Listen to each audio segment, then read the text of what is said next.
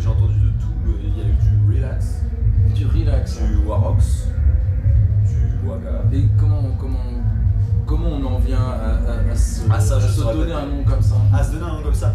En fait, à la base, ça vient du mot oracle. Regarde, tu prends oracle, O-R-A-C-L-E, ok. Et ben là, on s'est dit avec un peu plus de style, tu vois, on mettrait un W. On était malin, tu vois. On a été malin, on a mis un W. Ensuite, on était deux, donc on a mis un S à la fin, ok. Oracle, mais bon, ça reste compréhensible. Tu prends le C, tu mets un K, et t'enlèves le E pour faire bien, tu vois. Ouais. Tu vois. Et tu dis vous êtes deux. Alors à la base on était deux. D'accord, mais voilà. maintenant t'es tout seul. Bon, maintenant je suis tout seul. En fait ça a duré quoi? On a fait de la musique pendant 3-4 mois et après on en a discuté et lui m'a dit que c'était pas ce qu'il voulait faire professionnellement et du coup on en est resté là. On est toujours potes hein. D'accord. C'était tout à fait simple. Ton dernier EP qui est sorti le 24 mars, ou le 25 mars. Clairement tu connais les dates et tout. C'est une histoire de fée, je crois, quelque chose comme ça. Histoire de fée. Ouais, j'y connais moins que ce que j'ai. Voilà. Ou poussière de quelque chose. Poussière de quelque chose. Il n'y a pas un vrai journaliste là. Non, raconte-moi un petit peu. Qu'est-ce que c'est le Flocon de neige?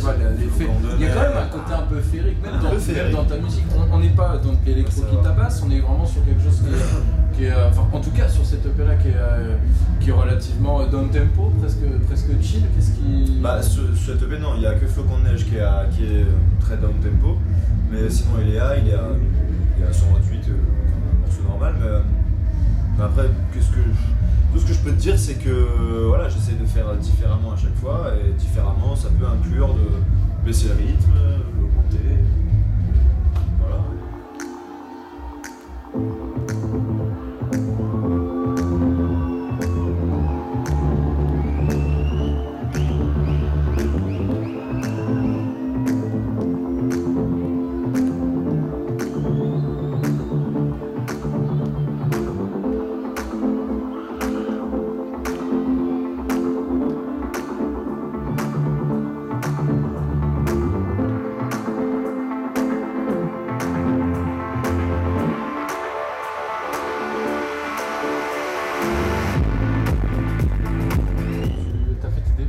Sous la tour Montparnasse. Est-ce que c'est un lieu qui te manque aujourd'hui? Mais alors déjà, j'aimerais savoir comment tu sais ça. Ah oui, le Red Light de la tour Montparnasse, c'est pas comme le Red Light District. Je sais que toi tu pensais à ça. Red Light District, Amsterdam, tout ça. Non. Ouais. On a dit qu'on parlait pas de ça ce soir. Ouais, alors ben moi j'ai commencé là-bas, mais pas en tant que DJ. En tant que RP en fait. Je distribuais des flyers, etc. J'étais un peu à l'organisation des soirées. Et c'était un des moyens que j'avais trouvé pour sortir à peu près toutes les semaines sans. Et avoir l'argent, aussi, tu vois, qu'il fallait quoi. Donc voilà, je travaillais un peu là-bas et puis ça me permettait de baigner un peu dans la musique électronique vu que j'adorais ça et que j'adore toujours ça d'ailleurs. Mais du coup, c'est là-bas que j'ai vu le premier DJ qui m'a vraiment donné envie de faire ça aussi. C'était Eric Prydz. Eric Prydz. Qui est là un gros connaisseur de quasiment de la new disco et de l'électro presque dance en fait.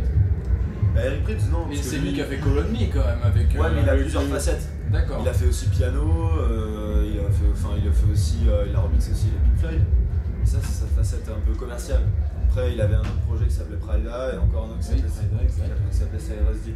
Du coup, moi j'étais très fan de Prida en fait. Et voilà. Et du coup, quand je l'avais vu au Red Light, je me suis dit, en fait, il a joué quelque chose que je pensais pas possible dans la musique électronique. C'était très, comme tu disais, très féerique, il y avait une histoire, il y avait une évolution, etc. Alors qu'avant on était plus sur, voilà, tu sais, tous les week-ends on entendait plus de la house ou de l'électro, mais bon, c'était toujours un peu la même chose au final, parce que les courants de mode font que les DJ jouent à peu près tout le temps la même chose, mais ce mec-là vraiment il se démarquait, c'est lui qui m'a donné du coup envie de...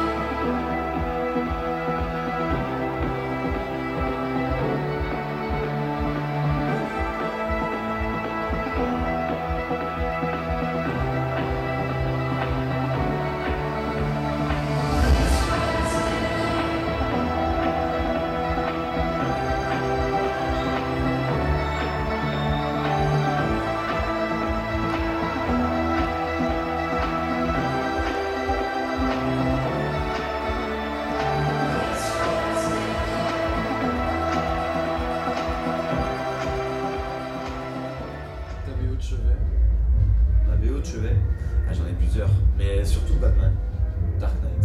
Ah ouais, Hans Zimmer. Ouais, tout à fait, voilà, c'est tout. Hans Zimmer, le Roi Lion. Mais c'est vrai, le Roi Lion, de surcroît. c'est la première fois que j'en vois quelqu'un qui...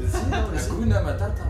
Non, c'est pas lui. Ça, hein. c'est Non, non, mais l'histoire de la vie, c'est lui. Hein. L'histoire de la vie, c'est L'histoire de la vie, je sais pas, mais après il y a plein d'autres morceaux dans le film moins mis en avant et qui étaient de lui. En fait, tout ce qui était pas chanté, je pense, déjà à la base. Et ouais, après il a fait quoi? Inception, Batman, Pirates des Caraïbes. Là, il vient de faire The Amazing Spider-Man 2. Il a fait Call of Duty aussi. Il a fait Call of Duty aussi, jeu vidéo. Il a fait tout un tas de trucs, ouais. Donc ma BO, ça change en fonction de l'humeur, parce qu'il y en a qui sont très punchy, comme Gladiator par exemple, ou Batman, et puis il y en a d'autres qui sont très calmes, au contraire, un peu plus comme Le Dernier Samouraï.